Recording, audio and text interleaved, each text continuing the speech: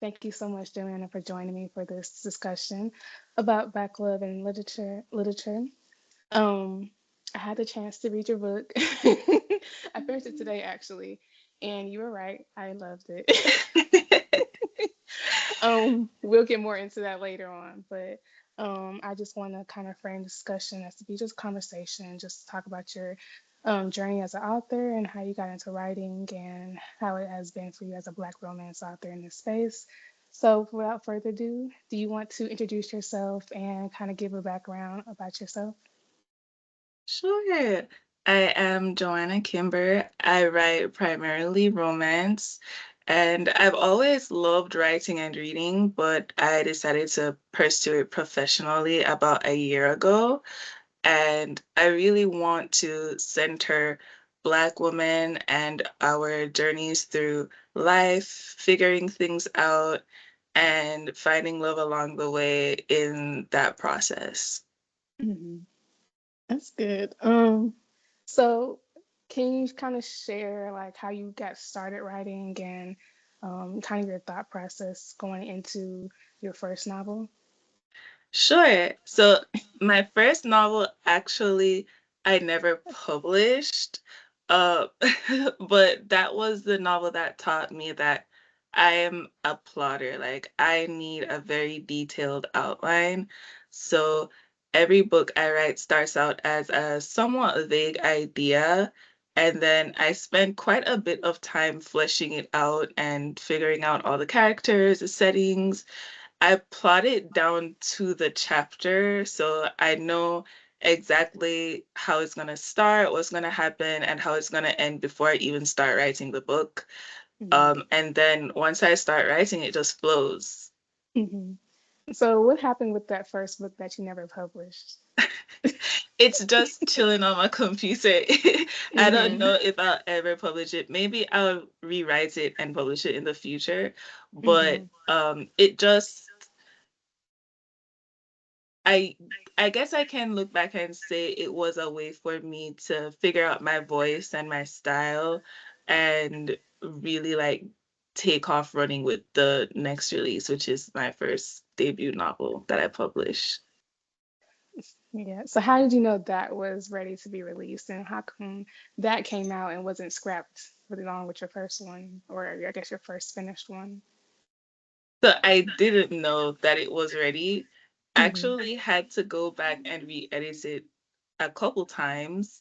Hmm. But I published part one as a novella Hmm. and the reception was really good. And that gave me the confidence to kind of be like, okay, I can really do this. And then when the full novel came out, the reception was better than I hoped it was going to be. And like just with each release, my confidence in myself and my writing skills get better as well. So yeah. How did that, I guess that response from your first novel kind of make you feel? Anything that they shared that you took with for your next release? Any feedback, I should say, any feedback about it? Hmm. I can't really say I got much negative feedback that I took as advice, Hmm. but just on my own, like going back, rereading it, seeing what I could do better, I definitely just cleaned up the technical aspects of my writing a bit. So sentence structure and use of language, and I also decided to lean away from like the super spicy stuff because it didn't feel true to who I was. And I feel like Hmm. where I really shine is with the yearning and the banter and, the cozy feels. So that's why I lean more into that with Dry Cry. And I mean, yeah, it's my favorite thing so far. I don't want to get into Dry Cry too yet, but I will say it was refreshing that it wasn't spicy, if that makes sense. Um, I read a lot of, I don't want to say I read a lot of spicy, but it's refreshing that you can still kind of get the same sentiment and the same feelings and the same tension without Mhm. it being that type of plot or the Yeah. subject matter. But I get to dry cry in a little bit. So when you were writing your first book, the one you first released, what what did you want to make sure that you included as far as the character goes or the romance you want to depict? What did you want to make sure that you make sure that your book had in those in that first one? So the I guess the two main things I really wanted to focus on was the friend group and also the setting, because the Hmm. first book does take place in Jamaica, and I wrote it during a time where I was kind of homesick. So I really leaned into uh the scenery and the vacation vibes, and just using that aspect of my culture to really bolster the book. And then the friend group is basically the core of the entire series. So I knew it was going to be important to really establish those characters as like a solid pillar of the foundation of the entire series to keep people coming back for more with the rest of the releases. So was it intentional that you wanted to have, I guess, a series or interconnected series, or was that an intention Yeah. that you? Okay, for your first book, it was intentional. Yes. So Okay, I actually planned the entire series before I started writing any of them. really. So, yes. So I knew all the characters and what their stories were going to be and how they were going to play out and connect with each other. And actually doing it, like following through on the plan, has been a really cool experience too. That's actually pretty good. And then before I get into, um, I guess the technical writing piece of it, you mentioned that you are from Jamaica. How much of your culture and your background do you um, consciously try to make sure you include in your book, or is it just something that kind of flows out of you? Like, how much of an effort do you consciously make to have some connection to your culture? Yeah, it actually flows a lot easily. I haven't tried to not include my culture. I guess I do have one release where there really is no Jamaican reference at all, but I wouldn't say it's a conscious or unconscious thing. It's more so like, does a story call for it, and how can I do it in a way that's authentic to the story? Because, Hmm. I wouldn't want to be writing a book that has no space for that kind of thing, and then I'm just inserting it just because I'm Jamaican. Hmm. Um, Whether my books have references of Jamaica or not, I'm still going to be Jamaican. You're right, so, right. so I think it's okay. But with Hideaway, it was more intentional because I really wanted to use my lived experience as someone from the country to make the descriptive language in that book better. And then with Dry Cry, I used Rowan, who is a Jamaican immigrant, to kind of be like my love letter to Jamaican immigrants, because I feel like it is an experience that is very unique. So with those two specific scenarios, I was very intentional with how I used it in the story and how I used it like with character development and background and all of that. Gotcha. I only ask because I think for me as a reader, whenever I'm reading and there's kind of a connection to a place I used to live, like Dry Cry is based in Jamaica, is based in Houston, and so I was very intimate with some of the setting that you were depicting in your book, and it makes me it gave me a nice feeling inside. So I was wondering if it's an intentional when you kind of reference back to your home country, and if anybody who is Jamaican who reads it, do they get kind of a warm, fuzzy feeling reading about some of these places that you described? But I like I said, I get back to dry crying a little bit. Um, as you can see, I really love that book. I'm I so really glad you love that loved book. it. Yes.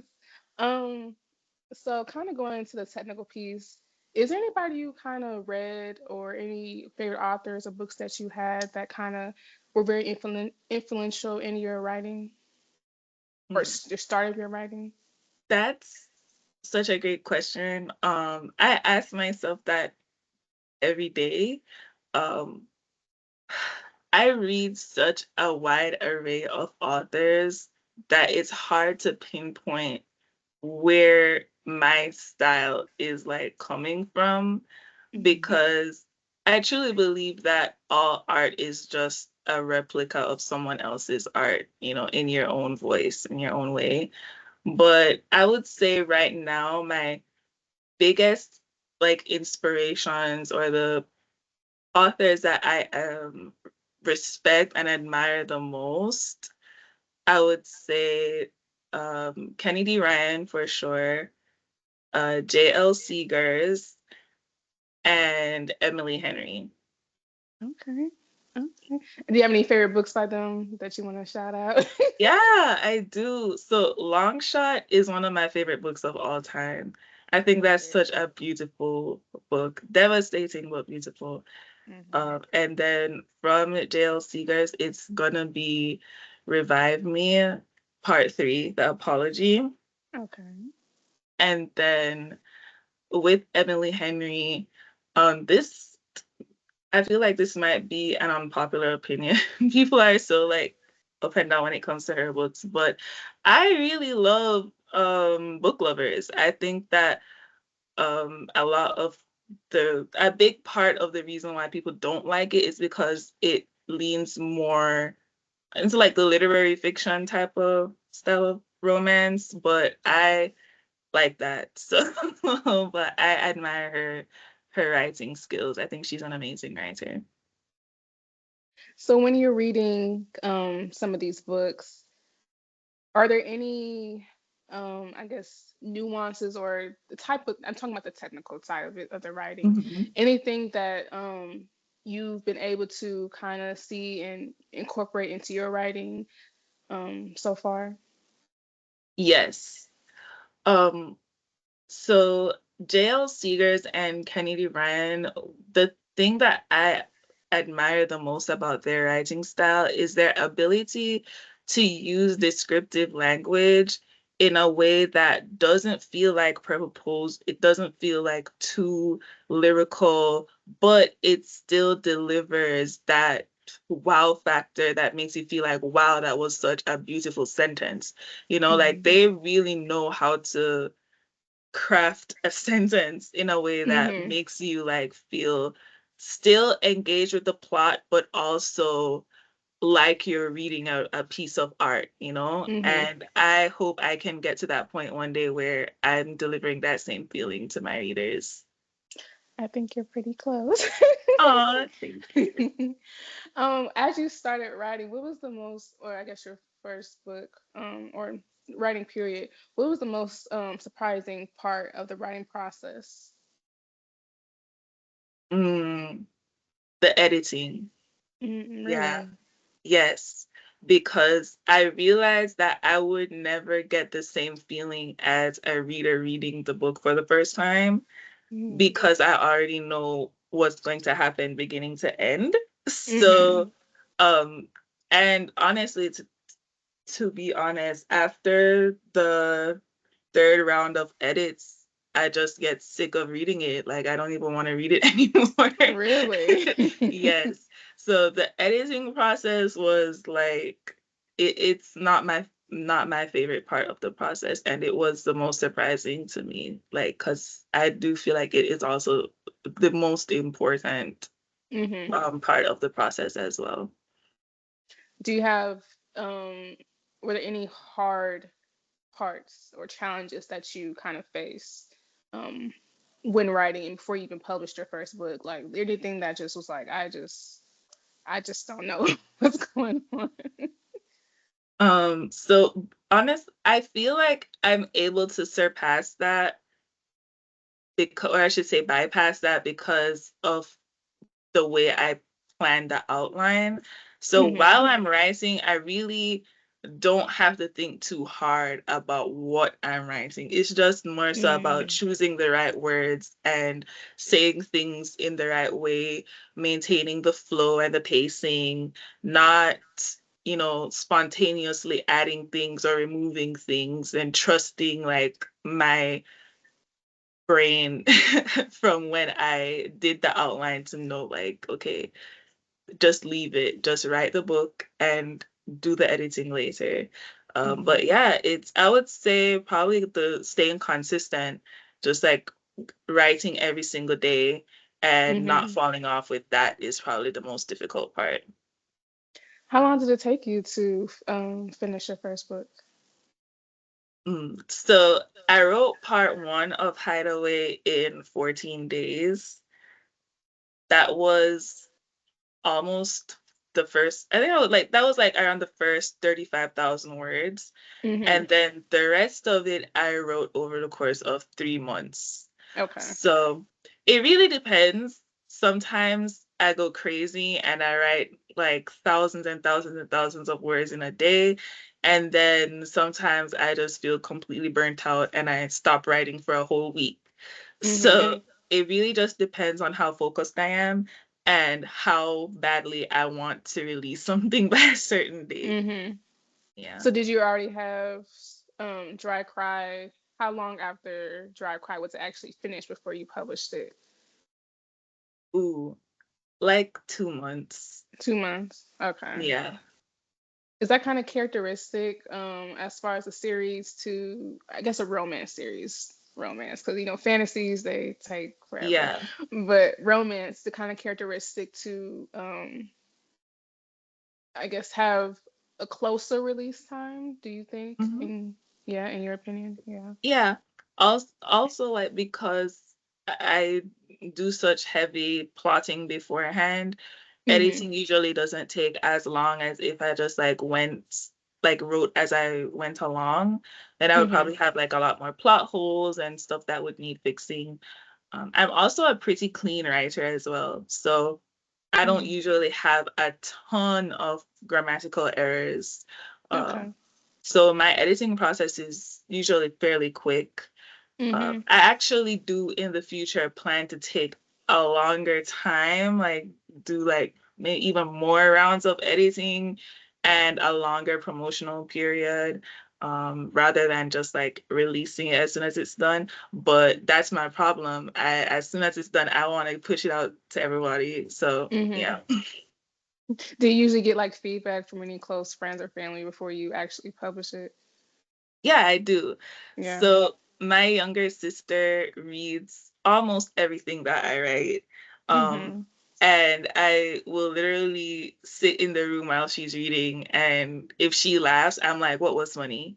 And if she says something, I'm like, "What was that face? What's wrong?" Yeah. Do you ever get nervous of any feedback she may give you? No, I expect her to be brutally honest with me, Mhm. and I appreciate the honesty. Yeah. Mhm. So how do you handle because some people, I guess, readers are pretty really honest these days. How do you Mhm. handle some of the feedback that may not be the most positive? Well, I don't take it personally because I've hated books that are super popular and I've loved books that are super unpopular. Mhm. I just understand that it's really subjective and Mhm. reviews are not standardized in any way. So you can't really take any review, whether that be good or bad, as a mark for or against your writing, because Mhm. in one review, someone will be like, "Oh, this was trash. It was the worst thing I ever read." And then in Mhm. another review, someone will be like, "Wow, this is my favorite author of all time. I'm going to read everything she writes." So which one are you going to believe? Mhm. Right. So yeah, I don't really care about reviews. Gotcha. I know sometimes um I can only imagine that with being a newer author, sometimes feedback from social media and readers, sometimes it can be disheartening, and I can only imagine that it's discouraging for some people. And because I don't know, like sometimes people are mean. Yeah. No, People are yeah. mean, and so a lot of people hold on to stuff because they're just scared of what people might say. Mhm. And they kind of follow what people are saying about newer authors. And so I just imagine it could be a little disheartening for some newer authors. But I'm glad to know that it's not stopping you, though. Yeah. I mean, like, it, it's not that it doesn't affect me in any kind of way, but Hmm. there are some times where I just feel like I can't even take it seriously. Like, if someone says I'm a bad writer, Hmm. like, girl, why you lying? I'm not no good writer. Like, come on now. That's that's not true. And that's not true. But um other times is also like, you know, just completely unconstructed. Like, someone left me a 1-star review one time that said just that the characters were insufferable. And I was like, okay. Like, Yeah. it is what it is. But I just feel like at the end of the day, what are you going to do? Beat me? Like, it's okay. It's fine. It's okay if you don't like it. Yeah. Right. Like you Yeah. said, it's subjective, and I think it's a pretty large spectrum Hmm. of what people actually like to see in romance. So I definitely agree. Um, so are there any like themes or tropes that you kind of find yourself wanting to write or leaning towards when writing your books or when you start Yeah. your writing? Yeah. Slow burn. Slow burn. Definitely slow burn. Uh-huh. I Okay. think anytime I do any kind of insta love in any book, it's 100% done on purpose. But I have to be like, every time I get a new idea for a book, I'm like, but slow burn again? Like, I don't know, because readers nowadays, like, I see so many posts where people be like, "Can I get some book recs, please?" No slow burn, and I'm like, dang, that's crazy. But that's what I like to write. I mean, I I enjoy a nice amount of slow burn in my reading. Um, I don't know. It just I guess it's moody thing. I'm a mood reader. I think a lot of us are mood readers when it comes to romance. Um, but sometimes I can be very what's the word? I could be on one trope for a very long time. So I'm reading a lot of Mhm. books on the same trope. But slow burn is nice. It's nice. Sometimes it's too slow. I'm like, all right, let's get to the let's get to the meat and potatoes of it all. But Yeah. that's good. Um, do you have a favorite character or couple so far? Ooh. Yes, but they're not published yet. Oh, okay. But Okay. published, I would say Ione is probably my favorite character so far, simply Mhm. because I relate to her the most. Mhm. Some of her tendencies. I think that's why it hurt me so much when people say that they can't stand her, because I'm like, oof. Uh, but yeah, I'd say Ione is probably my favorite. Ione, she did make me a little mad, a little bit throughout the book. A couple Yeah. parts, sometimes I just wanted to shake her just a tad bit, but I think those are that aspect is sometimes what makes the book. When they don't do what you want to do, or they're going against the grain of what they should do, and you're like, girl, he's right there. What are you doing? But I Yeah. think that adds to the tension of the book, and in the end, it all works out, of course. But that adds to the tension, and sometimes it's we don't want to see the girl be easy, like Hmm. like Yeah. stand up. Like why are you why are you Right. folding so quickly? So I think having to have that insufferable aspect that people like to coin it is necessary for I think the overall feel that we get from reading y'all's stories. But like I said, it's all subjective. I don't. She wasn't bad. There's some people I've been like, all right. I'm finna close this book because what are you doing? Yeah. But I don't. She wasn't bad to me. Um, so when it comes to writing Black romance, how do you balance portraying Black love while also kind of reflecting real life experiences of Black couples and individuals? Mm. So for me, I didn't really realize how important writing Black romance specifically was until I became more immersed in the literary space. Growing up in a country that has a majority Black population, you Mm-hmm. grow up seeing Black love around you everywhere, like Mm-hmm. there was no such thing as really a preference until I came to the US and it was like a whole thing. And don't get me wrong, like colorism is a big thing in Jamaica, but I had never heard anyone say they would not date a dark skinned girl or they don't like it. Like if the girl look good, the girl look good, you know? Uh, Mm-hmm.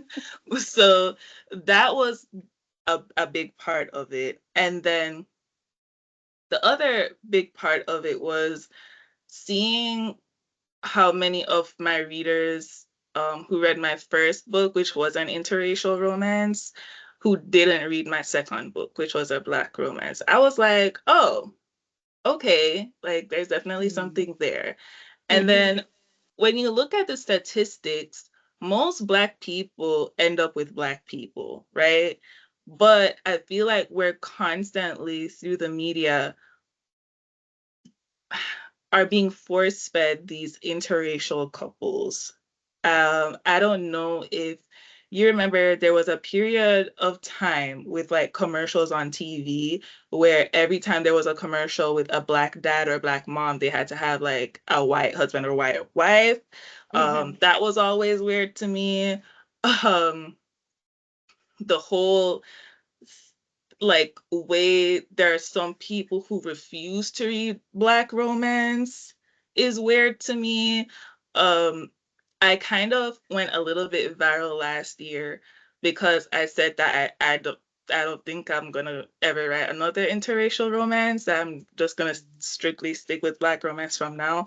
And people were so up in arms about it. And I Mm-hmm. was like, whoa, where is this coming from? And so I did some research and I realized how important it is for us to have these strong representations of Black love and how Black romance is in all sense like a form of resistance, Um, so yeah, now it's very intentional, it's very important to me. And the way I depict it going forward is definitely going to be very, very careful. Not that I wouldn't have before, but now I have more of an intention. I don't want to say a more political intention, but definitely a more like a strong cultural intention of depicting healthy relationships with Black people in the media that I produce. You Mm-hmm. know? Yeah. And it kind of leads to my follow-up question. Are there any like stereotypes or misconceptions about Black romance as a genre that you want to try to intentionally challenge in your writing, or any things, stereotypes that you try to stay away from in your writing? Hmm. I want to say yes and no at the same Okay. time. The characters that I write tend to be more successful or on their way to success. Um, the women, I always say, like, are always living like soft lives. They're never going through too much at a time. Because I do understand that Black romance can be a mechanism for escape as well for a lot of us that are reading it. Um, and I get comments all the time about not wanting to read about struggle or anything like that, which I totally understand. But on the other hand, I do still think that those stories are still important. Mm-hmm. And if everyone decides to stop writing those stories, then those stories will stop being told. Mm-hmm. So I think there definitely can and should be a balance, but for me, the lane that I'm in right now is definitely very soft, very like contemporary, but I won't say that I'll never write a book where they're going through some shit that only bad people Hmm. go through, you know? So, Right. yeah. And I think, and I want to talk about Dry Cry because that's the book I had the chance to read. Um, I think, would you agree that that soft life is kind of what you make sure that you intentionally wrote about in Dry Cry? Yeah, a Yeah. 100%. It was very important to me that Ione had a strong support system despite what she was going through.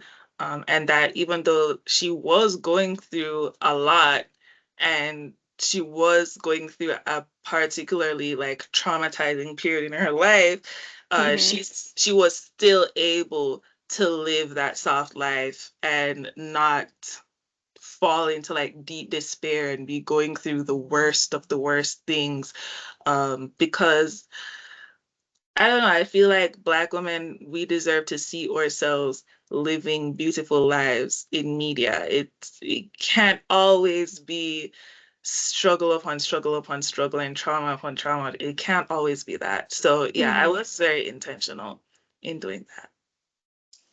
Soft life and soft love because I don't want to Yeah. spoil it for anybody who hasn't read the book, but that's what I got from the book. Hmm. Um, a very soft love, very intentional. It's very sweet. It was so sweet.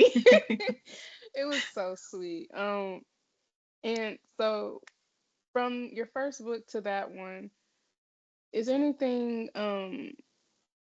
let me see that seems to so your second book seems to be a fan favorite. Is there anything that you've learned or taken away from your second release that kind of can explain the success of it or the popularity of it? Honestly, I have no idea. You don't know. uh, I think that I just wrote a book for my target audience and it just clicked. Hmm. I don't know if there was anything so drastically different about Dry Cry versus Hideaway Hmm. that caused people to just fall in love with it more. Hmm. And even though like Hideaway to this day still outsells Dry Cry, people seem to be more people seem to be more connected to Dry Cry. So Really. Dry Cry is a book that I'll get DMs about and I'll, get more reviews about. If I have any kind of physical copy on sale in my shop for Dry Cry, it's sold out versus Hideaway Hmm. will still be there. So I think it's just a matter of like I wrote something that my audience actually resonates with more. And I think because it's also more authentic to me as well. I've Hmm. never dated outside of Black men. And I just think that like I was able to write from more of like a lived experience when it came to Ione and Rowan. So yeah, I think that's what it was. So, as a newer voice in romance, what do you hope readers take away from your stories?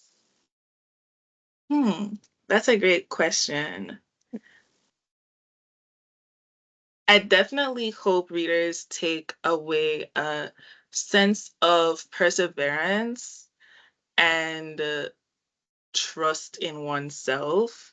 Um, I get a lot of messages from readers who say that like the female characters particularly are special to them and that like they see themselves in the characters, and in seeing themselves in the characters I hope that they take the best parts of their journeys with them, Hmm. um, and that all my readers stay relentless when it comes to the pursuit of happiness. Yeah. That's beautiful. During this time of social media where your audience and your readers are at the really at your fingertips there. You can slide in your DMs very quickly.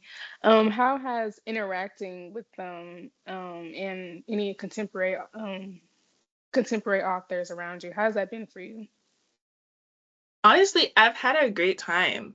I mean, any weird interaction that I've had has not come from anybody in my community. So Mm, I've never really had someone be weird towards me in that way. I think, my size has a lot to do with it because I'm still relatively small. mm-hmm, So, but yeah, all my readers are super supportive. I'm on a first name basis with a lot of them. Um, mm, and as same thing with other authors as well. Like I can name a lot of authors with big names who have been very nice to me. Um, great. yeah, like A.E. Valdez is one. Like I think before I even published my first novel, she was very sweet with me. Um, Tati Richardson is another one. She's like my auntie in my head. I call her Auntie Tati. Nikki Payne as well has been very, very kind and supportive of me. So yeah, I've had an amazing experience so far. I really love and I'm grateful for this community. I think it's just from a reader standpoint, I think it's social media, this book community has been it's I don't even have the words to describe how beautiful it is and how supportive a lot of the black women are of each other, black men as well, but there's more of a majority of black women who are in this community and the Mhm. support that they give just without prompt. They give support regardless. Like you don't have to prompt me to say, "Oh, I love this book." They're gonna hop on TikTok or Instagram and be like, y'all should read this book because I just read it and it's Yeah. so beautiful and organic. That's the word I'm trying to say. It's very organic. Mhm. I'm sure there are authors who are reaching out to book influencers and all that, but the people who aren't being reached out to, they get on social media, take the time out to give the reviews and rave about your books. So I think it's a great thing to be a part of this community. I've only been in the community for about 2 years, but it's been so beautiful to see it grow and how supportive everybody is. I've only met you, last week, but it's been Mhm. great talking with you and just learning about you during this conversation. And I'm so it's kind of weird how because dry cry, yes, being set in Houston. So that's what made me relate to your book the most. And I feel like without the opportunity of us connecting, I may have never been able to find you. And so I'm glad for us to be connected through the upcoming event that we are doing together. But I think it's beautiful. I really do. Um, Oh, me too. Me too. so a couple more questions. Uh, as a newer indie author, where do you kind of see yourself over the next couple years in your growth in your writing and your releases and anything of that nature? Hmm. So I really don't want to limit myself. I told myself I was going to stop doing that. But over the next couple of years, I definitely see myself in the double digits, um, published wise. Mm-hmm. I I definitely have been leaning more to the sentiments of staying indie and having ownership of my art throughout my Mm-hmm. entire career. Mm. So I used to want to eventually be traditionally published, but I think now I'm leaning more towards just building my indie career and having a solid income from my indie career and, keeping the rights and ownership of my work to Mm-hmm. myself. Um, and I definitely want to grow my platform, create a larger community. I definitely see myself with not just like a larger reader base, but a true community where we fellowship with each other and have relationships with each other. And hopefully, I can meet and be mentored by some of the authors that I admire the most, like the Kennedy Ryans and Nikki Paynes and A.E. Valdez and Dale Seekers. And I look up to all of those authors who have been doing this for a minute and who have been extremely successful. And I also, I hope that I can do more book events. I'm Hmm. very excited for Black Romance Book Festival. And the closer we get to it, the more excited I get for it. So hopefully I can do more conventions and book festivals that celebrate Black love and Black literature. Yeah. Excuse me. Yes, I'm excited for the Black Romance Book Festival as well. It's going to be a lot of authors there, so great opportunity for a lot of people. And I'm very happy to be able to carry your book in my bookstore, Dry Cry, your special edition book. Yes. I'm very excited about that. And you mentioned you do have an upcoming release. Anything you want to share about that release or that you can share? It's Kimbra's story Okay. and it's blue. Okay. Blue as in the color? Yes. Okay. Yeah. Okay.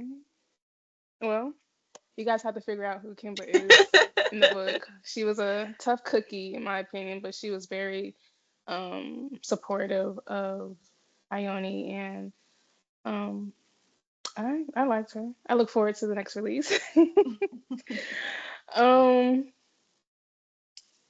so I think that's all the questions I have. For anybody who is watching, can you share where they can find you on social media and how they can shop your books? Yes. I am Joanna Kimber Writes on Instagram and Threads, Joanna Kimber on TikTok and YouTube. And you can find all my books on Amazon and Kindle Unlimited. And soon, special editions at Black and Company. Yes, when you guys see this video, it will be posted on our website, blackandcompany.com. You guys get her special edition book. Pre-order it now if you're going to the Black Romance Festival in end of May, early July, or early June. You can pick up your book there, or we can just ship it out to you before then. But thank you so much, Joanna, for joining me for this conversation in Black love. Thank you for having me. All right, so I'm gonna say Bye.